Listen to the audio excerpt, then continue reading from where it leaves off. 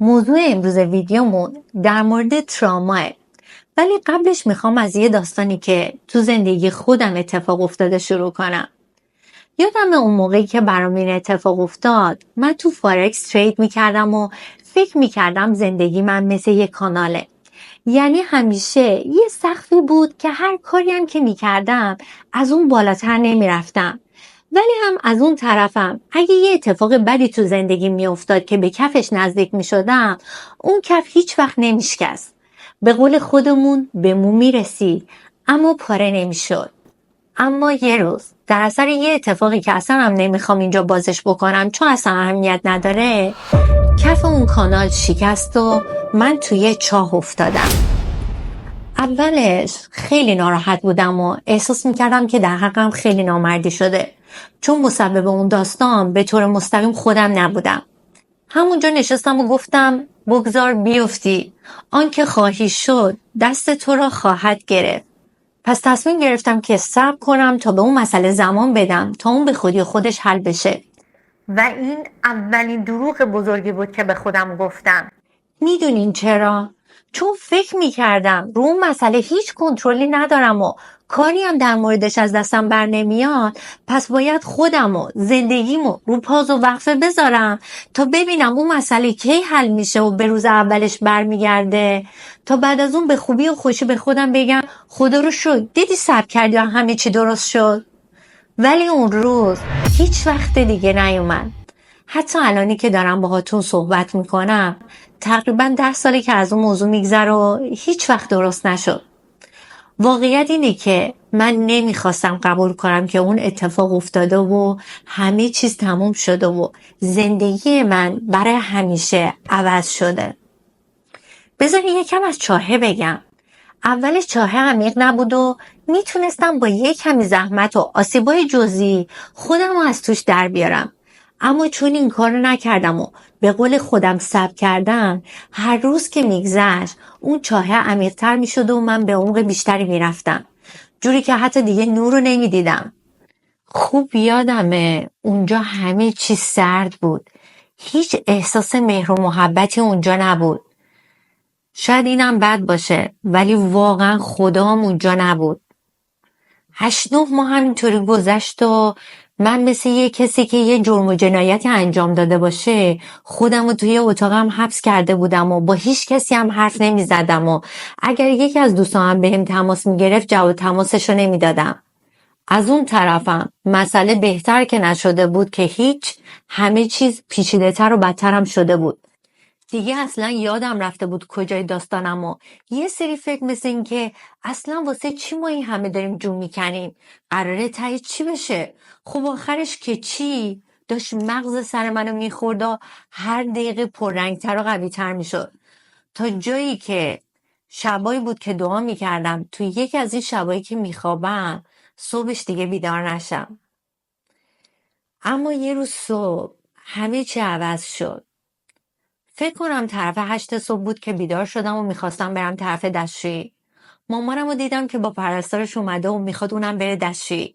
گفتم مامان صبح به این زودی چرا از خواب بیدار شدی؟ اونم با یه شوق و ذوقی گفتش که آخه خانم کاردرمانم داره میاد، باید زودتر آماده بشم. مامانم 30-35 ساله که مریضی MS داره و تقریبا تو این 10-12 سال آخر 70-80% حرکت بدنش رو از دست داده.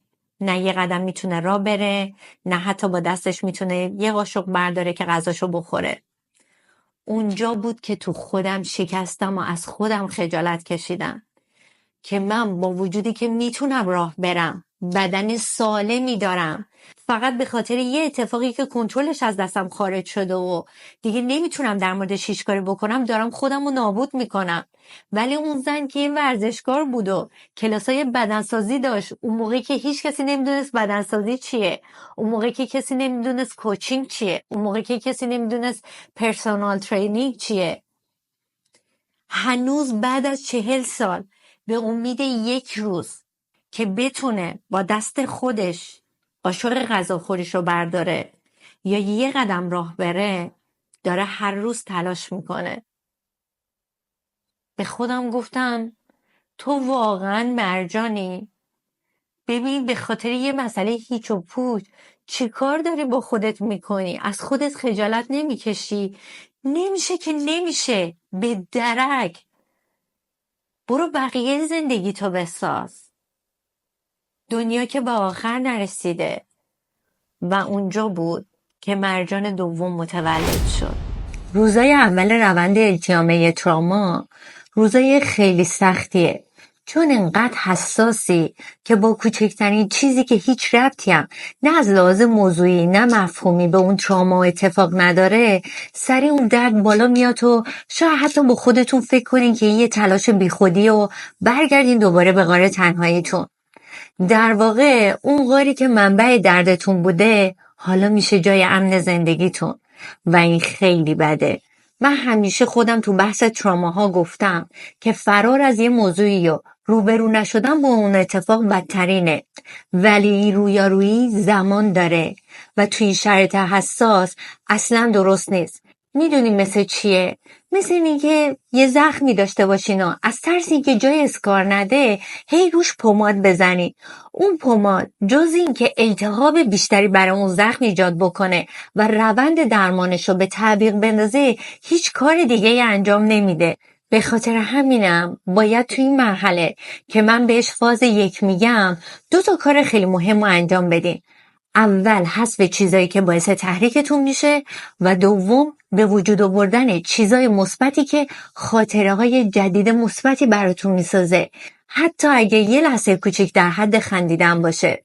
اگه میدونین انقدر حساس شدین که حتی موقع صحبت کردن با اعضای خانواده‌تون یا دوستاتونم که شاید قصد بدی هم ندارن تحریک میشین، بهترین کار اینه که به یه مسافرت کوتاه برین. این کار باعث میشه خاطرات جدید مثبتی ایجاد بشه و احساس کنین که کنترل زندگیتون یه کمی تو دستتون برگشته. متاسفانه یه سری فکر میکنن برای فراموشی راحت‌تر باید رو به مشروب بیارن یا دراگ بزنن یا از قرص خواب استفاده بکنن تا این روند التیام رو برای خودشون راحت‌تر بکنن. عزیزای دلم، متاسفانه شما تا زمانی که به واسطه چیزی خودتون رو دارین از دنیای واقعیتون جدا میکنین، تو همون برزخ و چای هستین که قبل‌تر گفتم.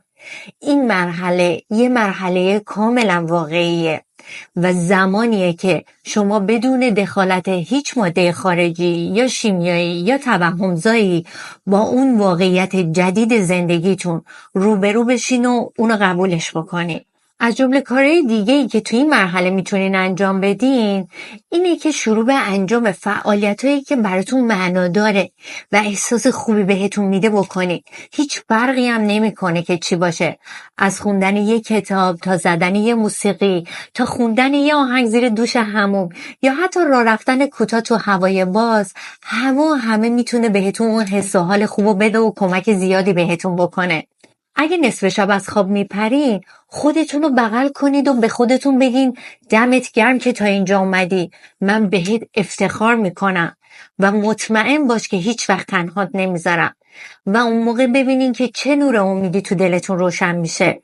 شاید این چیزی که میگم یکم نرمال نباشه، اما یه سری ارتباط جدید با کسایی که هیچ از زندگی قبلیتون نمیدونن میتونه بهتون کمک کنه که به خاطر ترس از قضاوت نشدن دیگه از اجتماع فرار نکنید و کم کم به جامعه برگردید. من توی این فاز 1 کاملا با مدیتیشن و یوگا مخالفم. چیزی که الان مد شده و همه سری براش نسخه میپیچن اینه که تو هر موردی که به استرس مربوط میشه سری میگم مدیتیشن یا یوگا نیدرا بکن تا حالت یکم بهتر بشه. دوستان، مدیتیشن کردن الان خصوص یوگا نیدرا یعنی رفتن به اعماق ذهن و بدنتون و این یعنی رویارویی با همون مسائلی که باعث تراماتون شده و این تو تحقیقات هم ثابت شده. وقتی ترامای اتفاق میفته مغز بعضی از نواحی رو مثل اینسولا که وظیفه پردازش احساسات و ثبت تراماها رو داره به عمد تضعیف و سرکوب میکنه تا از طریق ایجاد یه فراموشی ظاهری به روند بهبود روانی شخص در مراحل اولیه کمک کنه.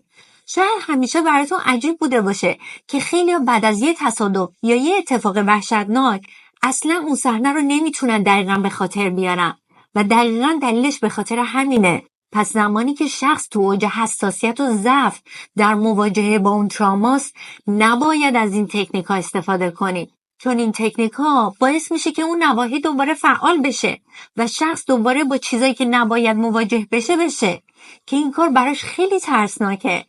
پس شما صرف خوب بودن هر چیزی نمیتونی از اون چیز هر جایی استفاده کنی. قطع به یقین که به اونا میرسیم، ولی جاش تو فاز 1 بهبودی نیست. بعد از گذروندن این مرحله ابتدایی و موقت، مخصوصا اگر شما تصمیمی گرفته بودین که به مسافرتی برین و الان دیگه وقتشه که به همون محیط قبلی برگردین، که البته این موضوع هم خیلی شخصیه. بعضیا رو دیدم که دیگه اصلا بر نمیگردن، ولی بعضیا مجبورن و باید برگردن. از اینجا به بعد وارد یه فاز دوم و واقعی تر از زندگی میشین و تو همین جام میخوام یه فکت خیلی مهم اما تلخو بهتون بگم که برخلاف تصور همه که فکر میکنن اوه عزیزم وقتی دوباره به اوج خودت برگردی و موفق بشی دیگه این چیزا اصلا برات مهم نیست و همه این روزا یادت میره و فراموش میکنی، اصلا هم اینطور نیست. بذارین با یه مثال بهتون نشون بدم. فرض کنین وقتی داشتین فوتبال بازی میکردین پاتون از وسط شکسته و از اون ناحیه به شدت آسیب دیدین. هر مقداری از تمرین کردن روی دست یا بازوتون یا هر جایی از بدنتون ممکنه حال عمومیتون رو خوب کنه، ممکنه که حتی حال پاتون هم بهتر بشه، اما اون استخوان شکسته دیگه مثل روز اولش نمیشه و به روز اولش بر نمیگرده. پس تو میتونی خیلی آدم موفق و خوشحال باشی که این خیلی هم خوبه، ولی جای این زخم تا آخر عمر روی تنتون میمونه و اگه اونو درست مدیریتش نکنی کافیه یکی ناخواسته دستش به اون زخم بخوره تا همه اون دردا دوباره بالا بیاد. پس تراما برخلاف تصور همه یه اختلال خاص یا بیماری روانی نیست، برعکس یه مکانیسم سازگاری طبیعی مغز و بدن در برابر شرایط دشواره که چه کار میکنه؟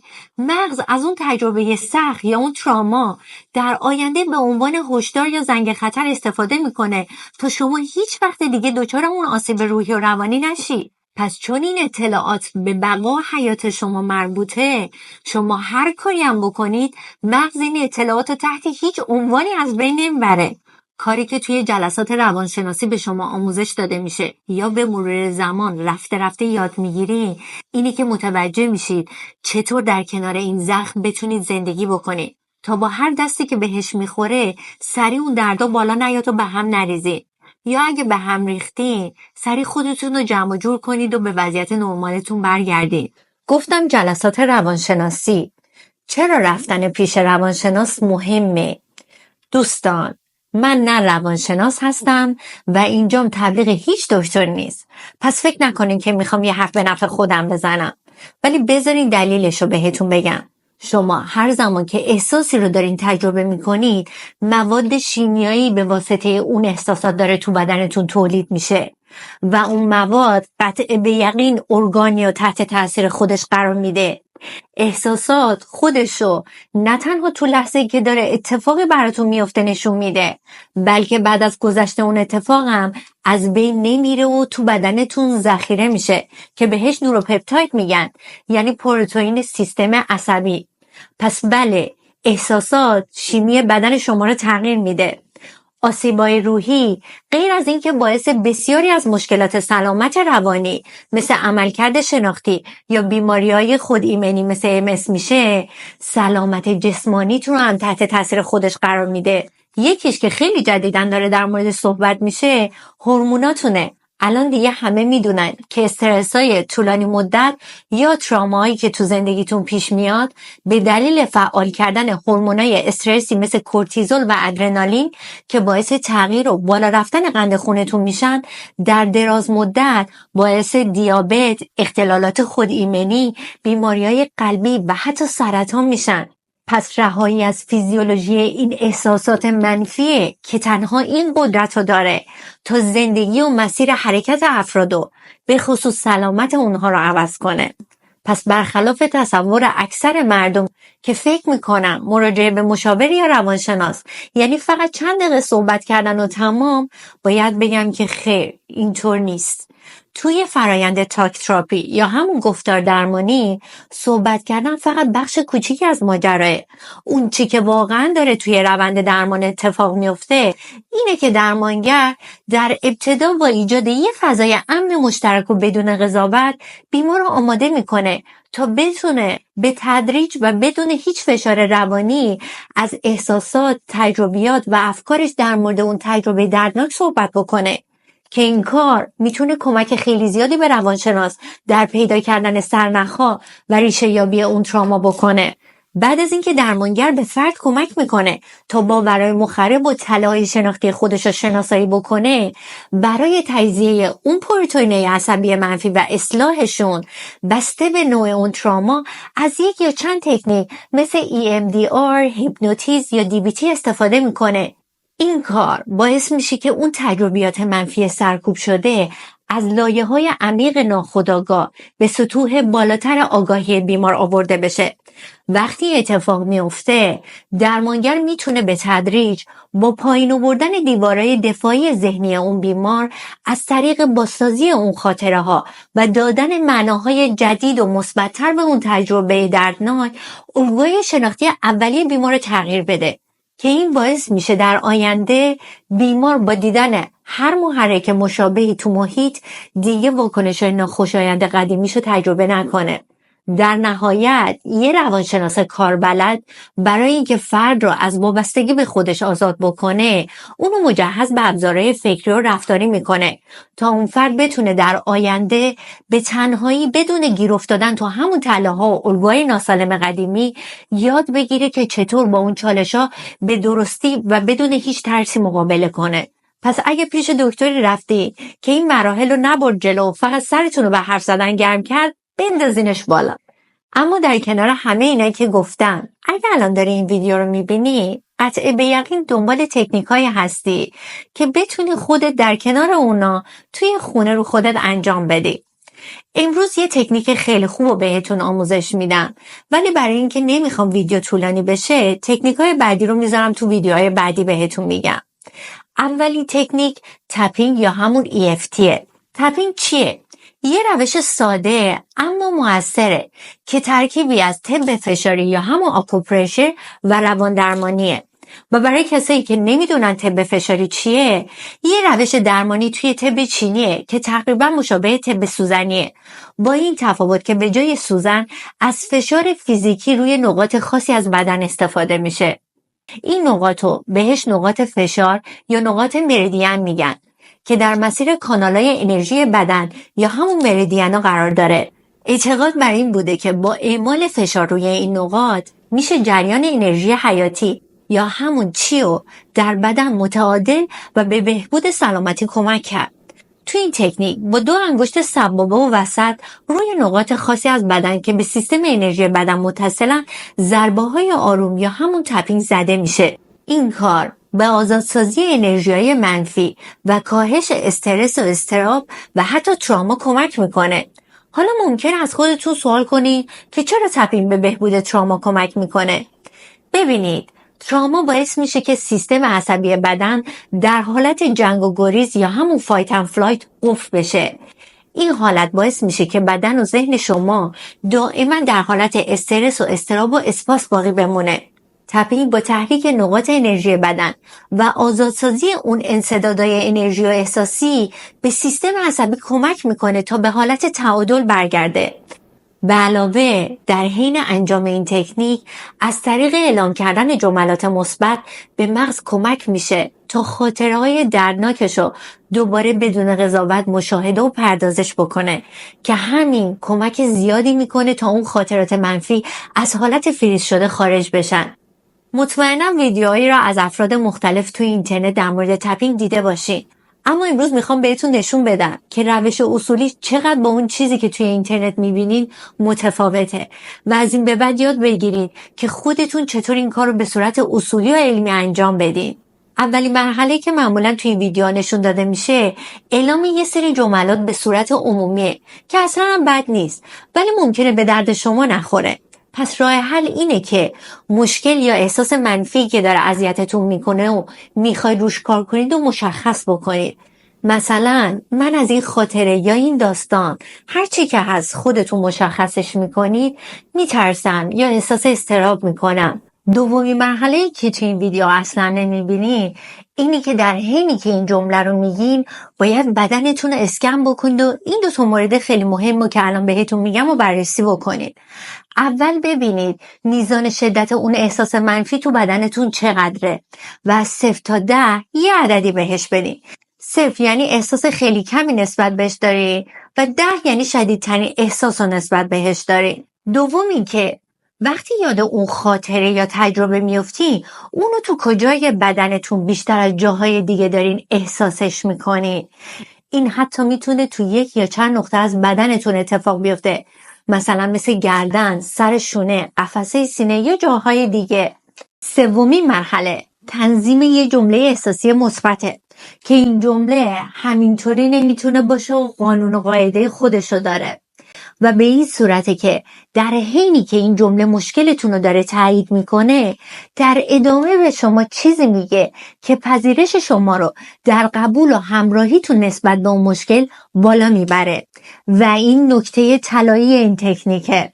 پس سعی نکنید فانتزی حرف بزنید، هرچی که از دل بگین به دلتونم میشینه.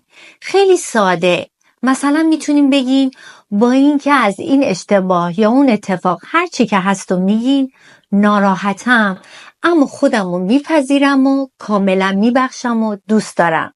میدونین چرا این بخشش و پذیرش اینقدر مهمه؟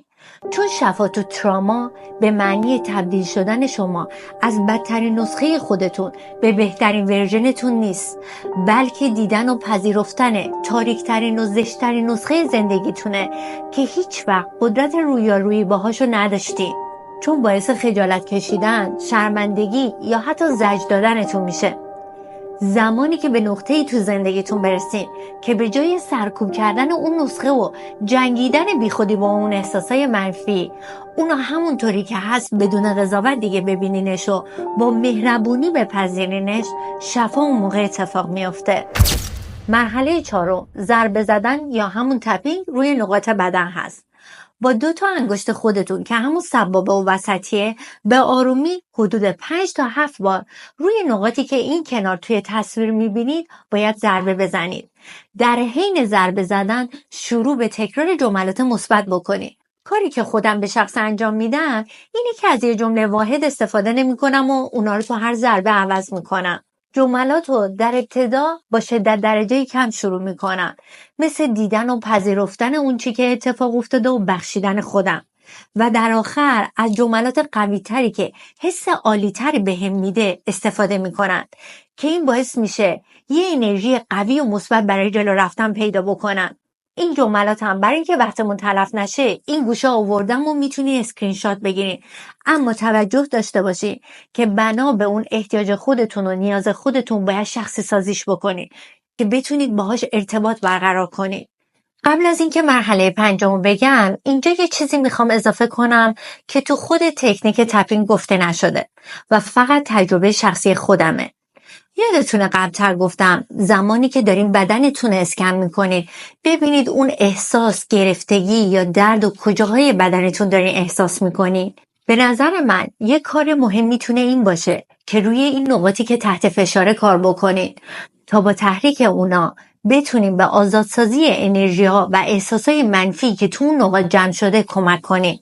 وقتی اون انسدادا باز بشه به سیستم عصبی کمک میکنه تا به حالت تعادل برگرده. اما چطور این کارو بکنید؟ اول اینکه میتونین از نقشه های مریدین طب سنتی چینی استفاده بکنید و ببینید اون ناحیه‌ای که استرس رو توش دارین احساس میکنید به کدوم مسیر انرژی یا ارگان خاصی مربوطه. مثلا اگه توی شکمتون حسش میکنین احتمالا مربوط به مریدین معده یا طحال باشه. دوم، از نقشه‌های سیستم عصبی استفاده کنین و ببینین اون نقطه‌ای که تنش رو حس میکنی به کدوم عصب اصلی وصل میشه. مثلا اگر توی قفسه سینه‌تون حسش میکنین ممکنه به عصب واگ متصل باشه که ارتباط زیادی به تنظیم استرس داره. سومین روش که روش خودم و تجربی تره اینه که خودت این آزمایشو بکنی. وقتی استرس داری چشاتو ببند و نگاه بکن و ببین اونو توی کجای بدن داری احساس میکنی. گردنته، قفسه سینته، گلوته، شونته، کجاه؟ هر جایی که بود بعد با دستت به آرومی روی اون ناحیه رو با فشار کم لمس بکن. ببین به چه نقطه‌ای میرسی که حساستر و شدت درد رو داری اونجا احساس میکنی. حالا که اون نقطه رو پیدا کردی با 2 انگشت سبابه و میانت وایسا روی اون نقطه رو تپ کن و جملاتتو تکرار کن. اگه میبینی فشار دستت کمه میتونی با از کف دستت استفاده کنی. ببین کدومش بهت اون فاز بهتره رو میده. بعد از تپ اون قسمت نزدیکترین مسیر عصبی رو طبق همون عکسی که گفتم پیدا میکنی و این مرحله رو تا وصل کردن به اون بخش عصبی اصلی ادامه میدی تا کل مسیر پاکسازی بشه و انسدادا باز بشن. پس همونطوری که میبینی نقطه اولیه میتونه حتی جزو اون نقاط کلاسیک تپینگ هم نباشه اما براتون بهتر عمل کنه. پس به نظر من بهترین راه اینه که یه الگوی تپینگ مناسب خودتون برای خودتون درست کنید. مرحله 5 ارزیابی مجدده که بازم توی این ویدیو گفته نشده. بعد از یه دوره تپینگ دوباره خودتون رو باید اسکن بکنید و شدت احساس منفی و علل خصوص اون موضوع و نقطه‌ای که پیداش کرده بودین رو ارزیابی بکنید و بهش نمره بدین. اگر اون نمره هنوز خیلی بالا بود یعنی اون احساس منفیتون هنوز خیلی قویه و بهتر این که این دوره رو یه بار دیگه تکرارش بکنید. ولی معمولا توصیه نمیشه که بیشتر از 2 دور تپینگ در یه روز انجام بدین. در آخر کار حتما از یه جمله مثبت استفاده کنید تا احساس مثبتتون رو نسبت به تمرینی که کردین تقویت بکنه. مثلا وای چقدر سبک شدم، چقدر احساس خوبی دارم، چقدر الان حالم بهتر شده، که اینو هم البته باید به لحن خودتون بگین. خب حقیقتش ساخت این ویدیو اصلا برام راحت نبود ولی الان خوشحالم که تجربه هامو باهاتون به اشتراک گذاشتم چون میدونم میتونه به خیلی کمک کنه که کسی که الان داره از موفقیت و توسعه فردی حرف میزنه خودش یه روزی تو تمام این چالش ها بوده و از این مسیرها رد شده. شاید الان باشه که یه سریا بفهمن چرا من موضوع کانالم در مورد مغز و اعصاب و توسعه فردیه. منو هم ببخشید که واقعا نمیتونم جلو دوربین فرندلی صحبت کنم. یه روزی حتی فکرشم نمیکردم که بتونم از دارکترین بخش زندگیم براتون بگم. من واقعیتا دنبال فالوور نیستم. من دنبال کساییم که منو به عنوان کسی فالوم کنن که شاید بتونم براشون یه چراغ راهنما تو شب تاریکشون باشم و راهو بهشون نشون بدم. خیلی خواستم این ویدیو رو بدم ولی با خودم کنار نمی اومدم تا چند وقت پیش یه ویدیو دیدم که یه خانم خودکشی کرده بود و تو ویدیو نشون میداد که این خانم قبل از خودکشی حتی ظرفای شبش رو شسته بود. خیلی عجیبه نه؟ اصلا عجیب نیست. زمانی که این مسیرهای عصبی منفی به اندازه کافی تقویت بشه دیگه روزهای آخر مثل یه سویچ آن و آفه. به اندازه یه کلیدی که 1 دقیقه آن و آفش بکنی طرف میتونه به همین راحتی خودشو بکشه و ممکنه اطرافیانش رو تو شوک ببره که این که داشت 10 دقیقه پیش میخندی، این که حالش خوب بود، این که حتی ظرفاش هم شسته بود ولی اون حالش خوب نبوده، اون فقط تظاهر میکرده که حالش خوبه. خیلی مراقب خودتون باشین، اعصابتون رو جدی بگیرین، باهاش بازی نکنید. فکر نکنه هرچه اعصاب خودتون رو بیشتر خورد میکنید مشکلی براتون ایجاد نمیکنه. امیدوارم که این ویدیو به دست کسایی که خدای نکرده قصد انجام یک کاری رو دارن زودتر برسه و بهشون کمک بکنه. ممنونم از اینکه تا اینجای ویدیو همراه من بودین و تو ویدیوهای بعدی میبینمتون. خدا نگهدار.